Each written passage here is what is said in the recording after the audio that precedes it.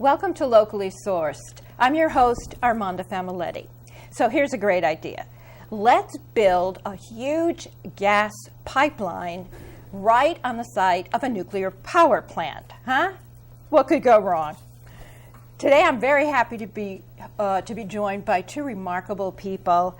Let me introduce Jerry Revnitsky and Amy Rosemarin. Thanks for being here. Thanks for having us. Thank you. Just before we start, I just want to tell the folks a little bit about you, okay? So I'll start with Jerry. Jerry has worked as a school psychologist in the Croton-Harmon School District for 29 years. He was the president of Concerned Residents of Carmel and Mahopac for 16 years, running successful food and toy drives, as well as candidate forums. He's the vice president of Community Watersheds Clean Water Coalition. He serves as the executive committee of the Sierra Club Lower Hudson Group, and in 2013, he co-founded Stop the Algonquin Pipeline Expansion with 6 other concerned citizens. That's great, Jerry, thanks. And Amy Rosemarin. Amy, you might know, is also a co-founder of Stop the Algonquin Pipeline, and she's a former councilwoman from North Salem. She was the founder, director, and treasurer for Northern Westchester Energy Action Consortium, which is now Sustainable Westchester. Amy consults to renewable energy companies and works with an energy efficiency company that distributes a catalyst device that enables gas, oil, propane, and biofuel to release more heat, thereby significantly reducing fossil fuel consumption and emissions. Welcome, Jerry, and Amy. Hi. Hi. So you both are co-founders of Stop the Algonquin Pipeline, SAPE. So Amy, can you just tell us more about your organization? Yeah, we educate the public and elected officials and agencies about the Algonquin Pipeline expansion and its dangers. We do it through our website, op-eds, rallies, conferences, public access TV, any way that we can. And we also work with other citizens groups who are also concerned about this. Thank you. So you're really here to talk about the issues surrounding what I just described, a high-pressure fracked gas pipeline right next to or within the grounds of a nuclear power station, and we're talking about Indian Point Power Station, which we all know has had problems over the years and is an aging facility. Can you just kind of fill us in on more of the details? I mean, on the face of it, it sounds like a terrible idea, but please let us know more about it. Well, it is a terrible idea. There are numerous problems with Indian Point Nuclear Power Plant itself. It's an aging facility next to 2 seismic fault lines. There are 40 years of spent fuel rods there, which are not very well protected. If there was an explosion there in the pipeline in the vicinity of the nuclear facility, an estimated 20 million people within a 50-mile radius could be subjected to radiation. And such a disaster would be probably more deadly than Fukushima. It would include most of New York City. And it would cause havoc in our economic system. The land within a 50-mile radius could become uninhabitable for many generations. And how could we deal with millions of homeless people? It's a danger that's just, ignoring this danger is just not a realistic option. You can see how this pipeline could be a target for terrorists, and not only would there be immediate loss of lives and serious health issues with many eventual deaths, but it would be an environmental disaster for the nation and for the planet. Property damage would be astronomical, and in reality, we don't need the pipeline. The Attorney General of Massachusetts, where they say most of this gas is needed, says she says we don't need it. It would be beneficial only to the company that is building it, because Let me introduce you for a minute, Jerry. We have a slide actually it's a photograph of the site of Indian Point and where they're building this high pressure pipeline. So can you just tell us a little bit about what we're seeing on screen?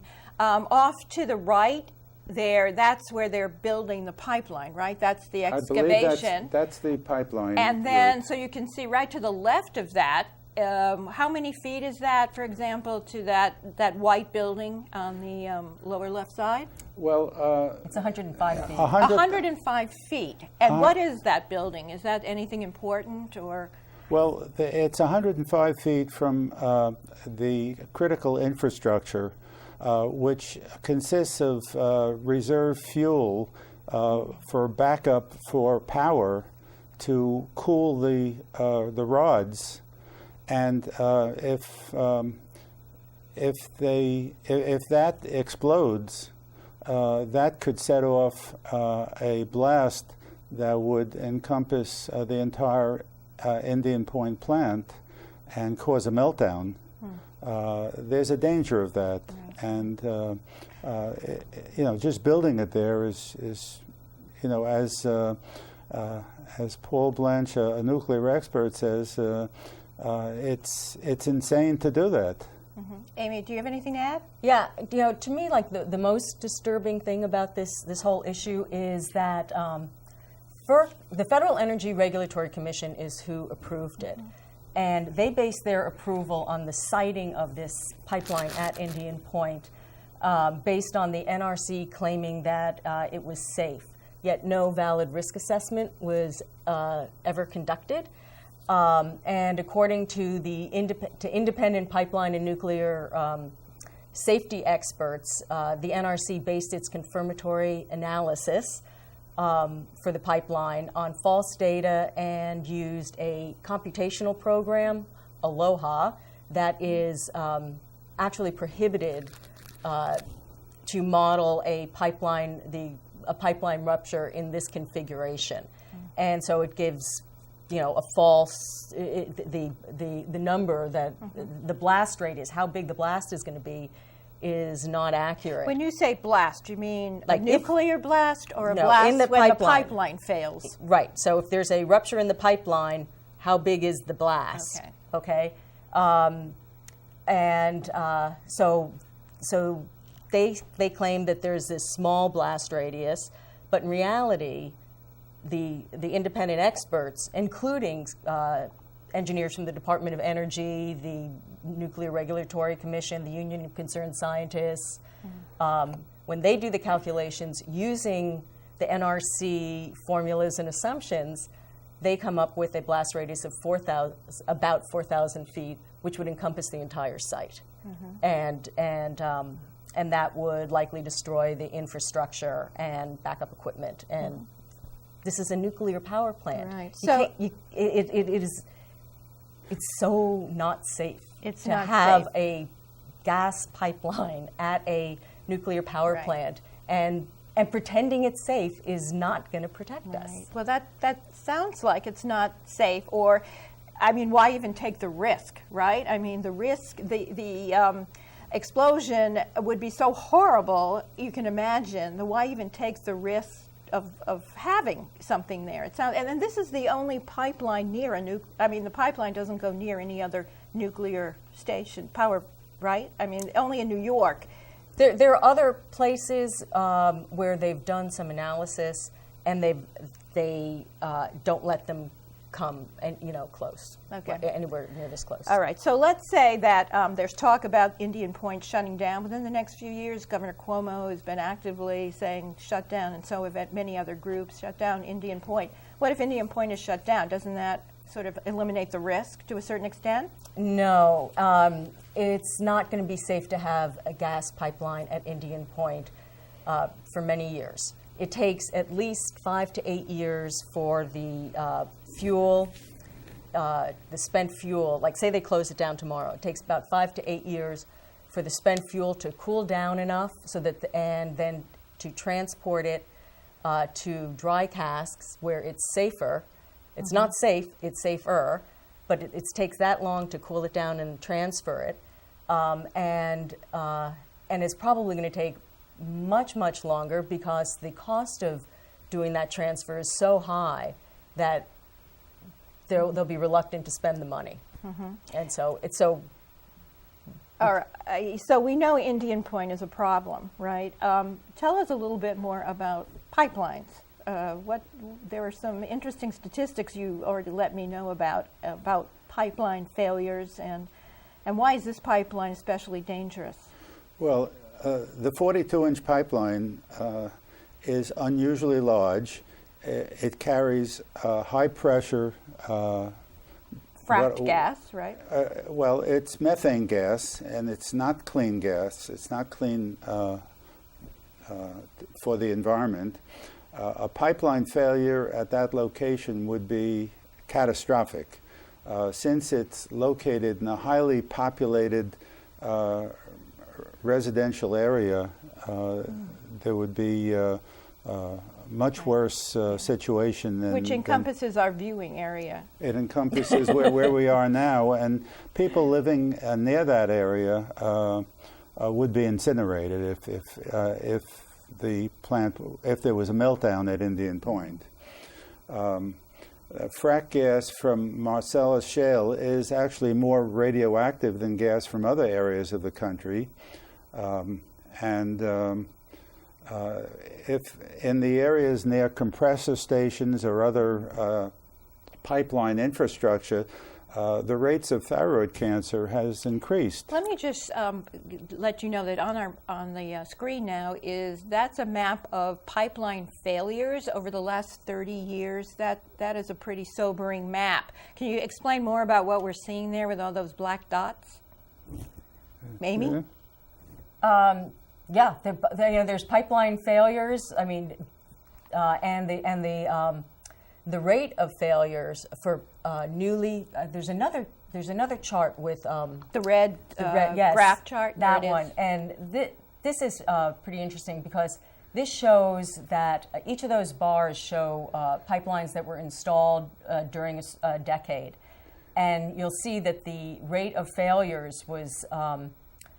Per mile was decreasing. And then in the past 10 years, or since 2010, the rate of failure is 5 times as much as in the prior few decades. So that's the bar on the far right. On the far right. And so the newly installed pipelines per mile are failing at 5 times the rate of prior decades.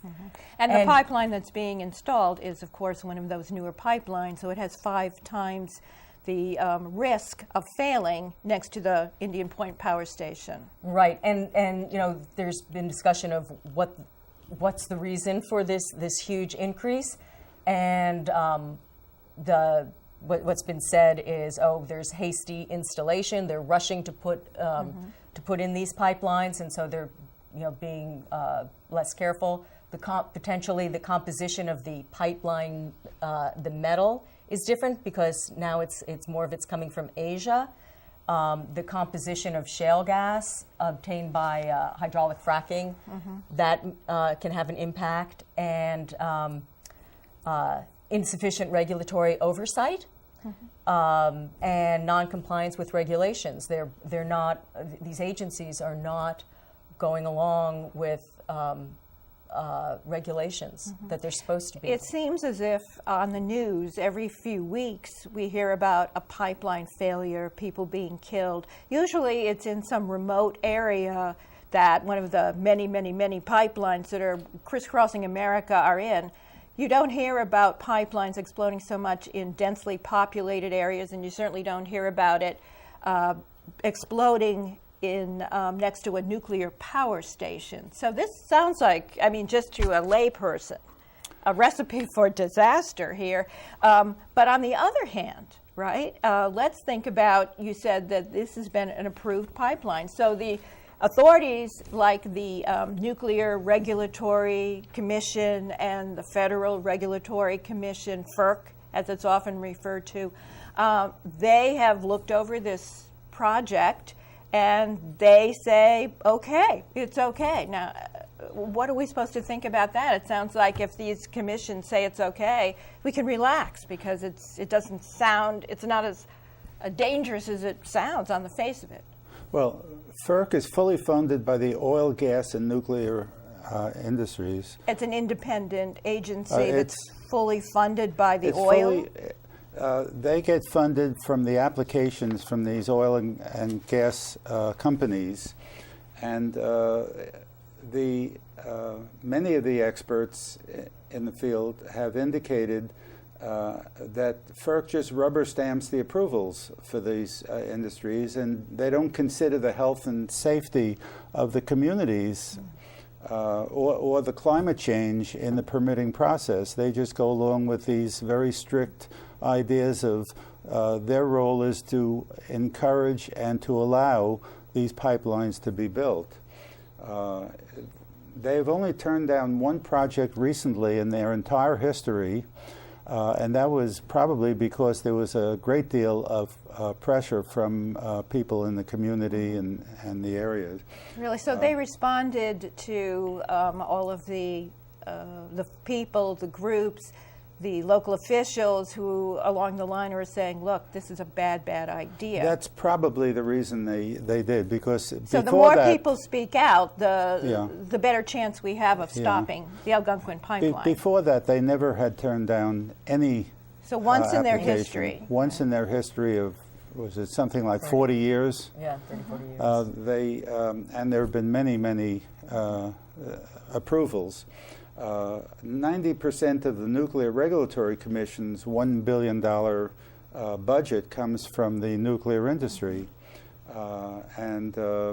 So we can't count on FERC or NRC to protect us. There's also a conflict of interest, according to Senator Elizabeth Warren, and she indicates that there are serious conflicts of interest and collusion between Spectra and the Federal Energy Regulatory Commission, and she identifies that, and she says contractors doing environmental review for FERC are also working for Spectra on the same expansion. Right, and Spectra is the energy company that is putting in, and will reap the profits from this pipeline once it's right. So working. there is a conflict of interest based on that, and how can the public be confident that an honest evaluation is being done? Mm-hmm. Is Elizabeth Warren taking any steps or to counteract that? Well, she is trying to, certainly. I'm not sure exactly what her next step is going to be, but she's encouraging people to speak out and to get involved in this. Okay. And if people go to your website, and I know we've shown your website on the screen a few times, if they go there, they can see resources, they can see phone numbers, they can see all sorts of information about if they want to speak out against the pipeline, what they need to do. Yes, it's www.sape. I'm sure it's been on several times. .org. 2016.org. Are you going to have to change it to 2017.org? No, we're going to keep it that way. It was 2016 was used back when we started the organization in 2013, because that was the expected date of completion of the pipeline. All right. And so they used that. That was the reason for selecting that year. Well, you know, you're painting a pretty grim picture here. Is there any good news that you can share with us? I know that 2016 was when the pipeline was set to be working, and it's now 2017, and the pipeline is not working. In fact, it's far from working. Can you tell us something about why it's been delayed and why this is a hopeful thing? Well, the construction of the pipeline has been riddled with delays and cost overruns. The approval process has been challenged in court, and the lead plaintiff is the city of Boston, and there have been other organizations, including SAPE, Riverkeeper, Food and Water Watch, and about a dozen other grassroots organizations and impacted residents that have joined the lawsuit. And the crux of the legal challenge is is that there's illegal segmentation. Segmentation is a technique used by the fossil fuel industry to avoid a proper accounting of the cumulative environmental impact. So if they break it down into 3 different parts, then they can say there's less of an impact. But the law says they're required to consider the total environmental impact. And they're not doing that. And they're not following the law. So that's the basis of the lawsuit. And hopefully that lawsuit will be decided in favor of the plaintiff. Do you know when that lawsuit will be decided? We really don't know how long that will take. Okay. They in addition to the AIM pipeline, they have the second part of it they're calling Atlantic Bridge, and then Access Northeast would be the third part. But yet, if you look at all the maps and everything, you can see that it's really one continuous pipeline. So taking the nuclear power plant out of the equation completely, let's just say that the pipeline is going through a remote area where it's not densely populated, but within our area as well. What are the issues with just having a big gas pipeline going through your backyard? I understand there are compressor stations and pigging stations that are actually very close to this area. Right. They go through, I mean, they crisscross the United States, but there are a lot of emissions. I mean, the Southeast Compressor Station, I happen to live near the Southeast Compressor Station, and they, with this expansion, they're going to be emitting 75 tons of volatile organic chemicals a year into the air. Those are carcinogens. So when the pipeline is finished, that's what's going to happen? I mean, they currently what their potential, they currently emit 66 tons, but it's going to go up to 75 tons with this expansion. 4 tons of formaldehyde. There's radioactive dust. I mean, coming from the whole infrastructure. Can you tell me what is a compressor station? A compressor station, so they have compressor stations every about 25 miles-ish, it depends. There's one in Stony Point, there's one in Southeast, and then as the gas comes through, they need to either make it, push it more or slow it down, but basically I think it's mostly pushing it more, give it more, so it gets, goes moves further it along. Moves it along. And then in the process, sometimes they just vent it up into the air, so it just releases methane in, plus all the, and all these other chemicals. And then the engines that they use, the compressors, they also use gas to power them, and so there's the emissions from them also.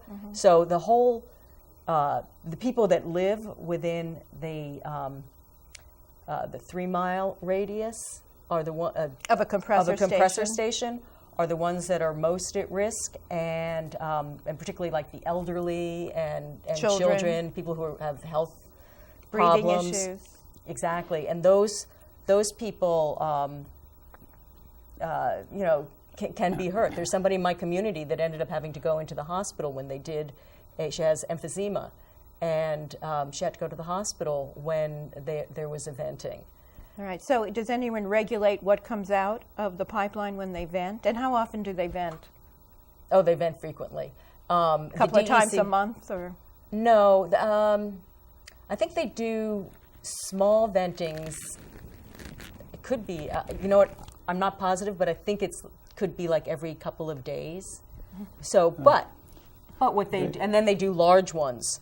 Then they do large ones, and the thing with the venting is that when they're measured in they're measured like over time, so it seems like not much is coming out, but they're most harmful the spike of when it comes out. So when they do a venting, there's like a plume that comes out of chemicals and distributes into the area. Yeah, and if there's an air inversion and the wind's going the right way and it settles near you, You know, you shouldn't be out gardening. Right, right.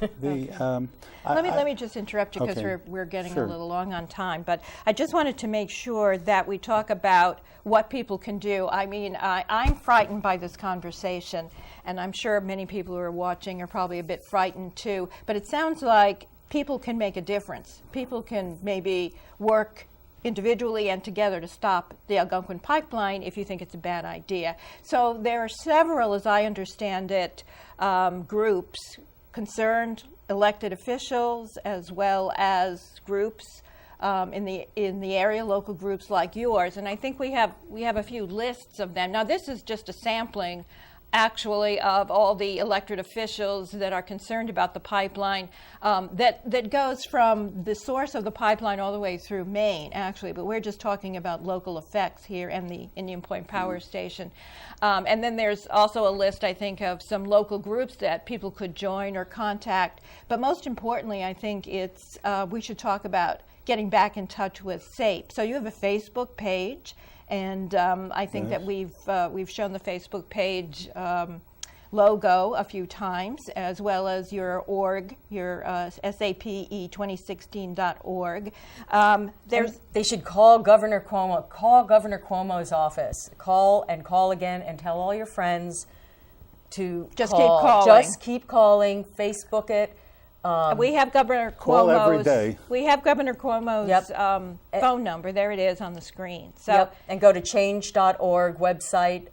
Search- and sign the petition. Search right. for SAPE. Right. SAPE. I've done that. Gone to and so I just really have to say we're out of time. So this has been a fascinating conversation, frightening as can be, but very fascinating. I hope people take it to heart. Thank you so much for all the work that you do and other concerned citizens like yourselves who are really fighting for us. And of course, I want to thank the volunteer crew here at Comcast who just come in and spend their whole morning here making sure that people get great information like this. And thank you, the viewer. We really appreciate it. So, bye.